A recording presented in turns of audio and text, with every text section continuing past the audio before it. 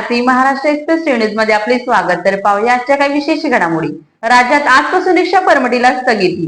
परिवहन मंत्री प्रताप सरनाईक यांची घोषणा। काही बांगलादेशी घुसखोरीमुळे रिक्षा परमिट दिल्याचे निष्पन्न झाल्यामुळे तसेच गॅस तुटवड्याच्या पार्श्वभूमीवर हा निर्णय घेतल्याचा काही ठिकाणी चर्चा होताना दिसत आहे। यावर परिवहन मंत्री प्रताप सरनाईक म्हणाले की आज मंत्रालयामध्ये बैठक झाली।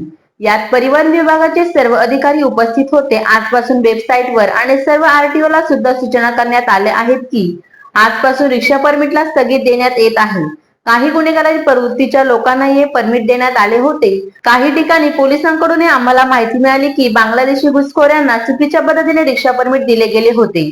त्यामुळे ही परमिटला काही काळापुरते बंद करण्यात येत आहे। कालांतराने पुन्हा चालू करण्यात येईल असे ते म्हणाले।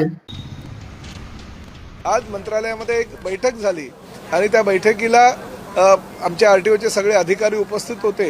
ह्या बैठकीमध्ये आज असा निर्णय घेतला की आजपासूनच म्हणजे आम्ही आमच्या वेबसाईटवर आणि आमच्या ज्या ज्या 60 आरटीओ आहेत त्यांना सुद्धा सूचना केलेल्या आहेत। आजपासून रिक्षा परमिटला आम्ही स्थगिती दिलेली आहे।